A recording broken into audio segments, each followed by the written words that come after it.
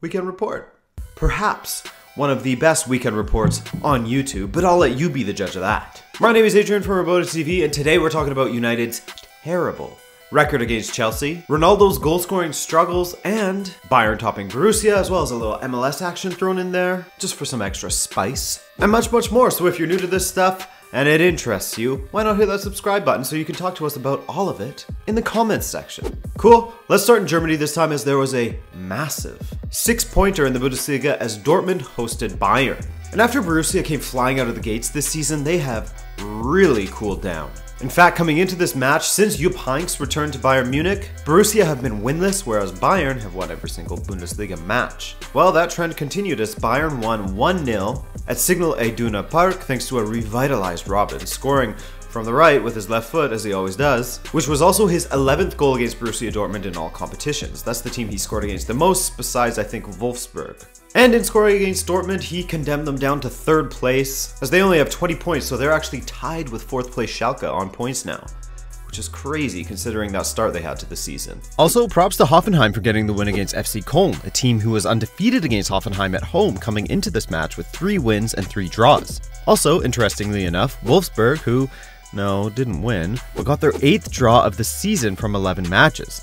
That's crazy considering last season they only had 7 draws total. And in the Serie A, AS Roma set a new record for consecutive away wins with 12. If you didn't catch it, their match against Fiorentina was a sick one, as they won it 4-2, like I said, away. But it was a back and forth encounter, so if you can't watch it, I'd recommend it. Because it seems as if, after a slowish start to the season, AS Roma is starting to turn a corner now with their new manager, Eusebio De Francesco. They sit in 5th, though they're just 5 points behind the leaders Napoli, as it's one of the tightest starts to a Serie A that I can remember, for a while at least. Speaking of which, Napoli couldn't get a win against Chievo, which is lucky for them because Inter couldn't get a win either, as they tied 1-1 with Torino. Juventus, on the other hand, despite early struggles against Benevento, they ended up winning 2-1 against Benevento, the pointless team. And I don't mean pointless in the mean way, I mean it, well, quite literally, they're pointless right now. So anyways, at the top is Napoli at 32, Juventus at 31, and Inter on 30 points. If they keep this up in Italy, it's going to be a beautiful title race. Alright, now to England, where we gotta give some props to a team that is in desperate need for some props right now. Everton. Coming into this match, Everton had only lost to Watford once in their 8 Premier League meetings. And Everton fans would be forgiven if they thought that they would be getting their 2nd loss against Watford, as they went 2-0 down in the second half. But the 2-goal deficit didn't last. First, Oumar Niasse scored his 4th, then 7 minutes later, emerging Everton MVP Dominic Calvert-Lewin scored his 1st Prem goal, his 5th across all competitions, taking his goal involvement up to 7 on the season.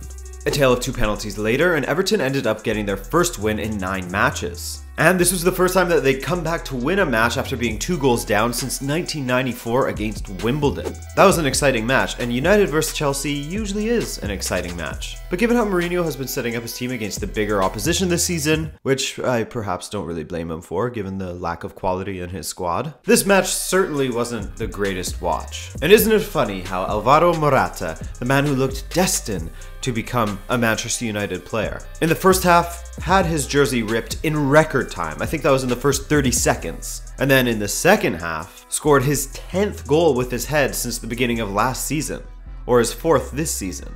That's more than any other player in the top 5 leagues since the beginning of last season. And the man who assisted, just call me Dave, provided his 5th assist to Morata alone this season. From there, it was all bogged down in the midfield with the occasional Chelsea chance, and Lukaku's hold-up play and passing looking quite shaky. Chelsea hasn't lost to United at home since October 2012, and United's road form is starting to dry up. As in their first 3 away matches, they had 20 shots on target, scoring 7 goals and getting 7 points. In their last 3, only 6 shots, 1 goal, and 1 point. I mean, a lot of that is due to the fact that United are finally starting to play some tougher opposition in the league, as they had a somewhat kind start to their season. And speaking of taking on tough opposition away, Arsenal had the unwanted task of going to the Etihad.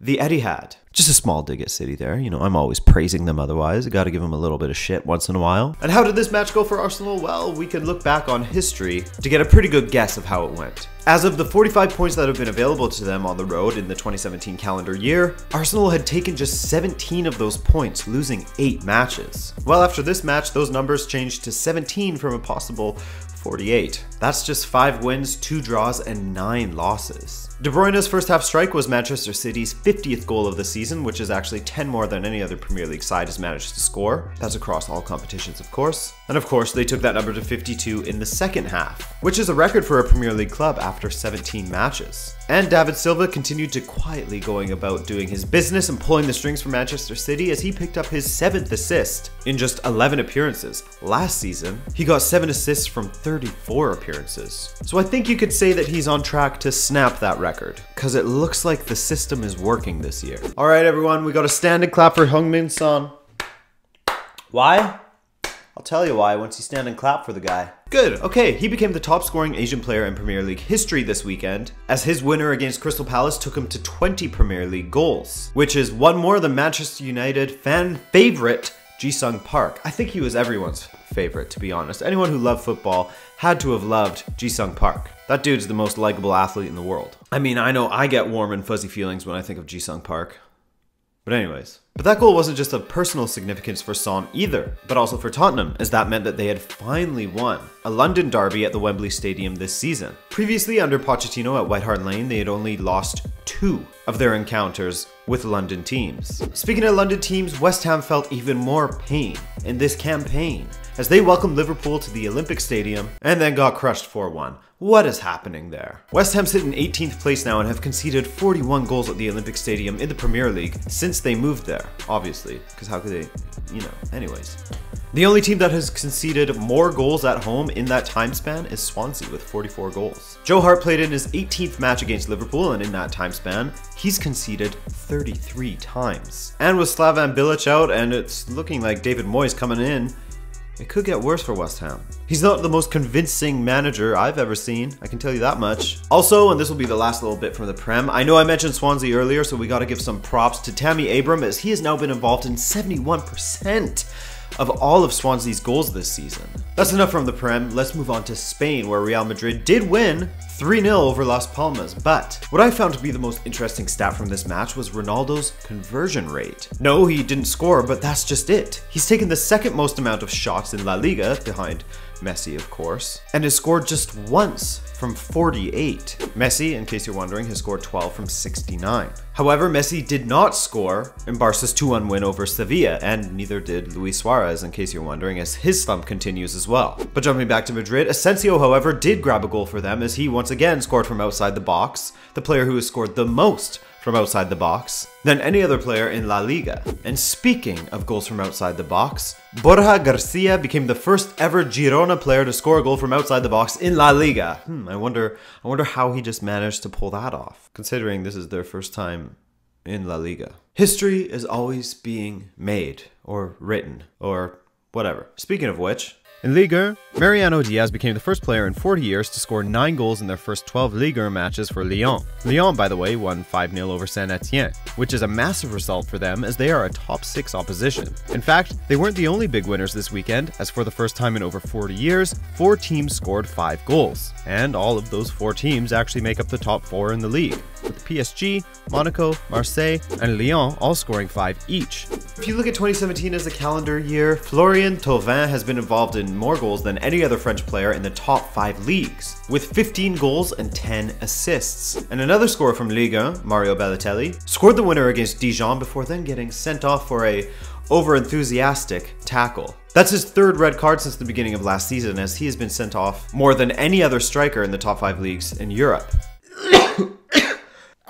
That's pretty brutal, but you know what else is pretty brutal? Toronto FC's discipline in their Eastern Conference semi-final match against the New York Red Bulls. Mind you, the Red Bulls weren't saints either, not even close. But in Toronto's regards, they're gonna have to play the first leg of their Eastern Conference final without both Altidore and Giovinco. And in the case of Altidore, he actually got a red card in the tunnel at halftime because there was a little bit of roughhousing going on. So what happened? Check it out. Why are you here?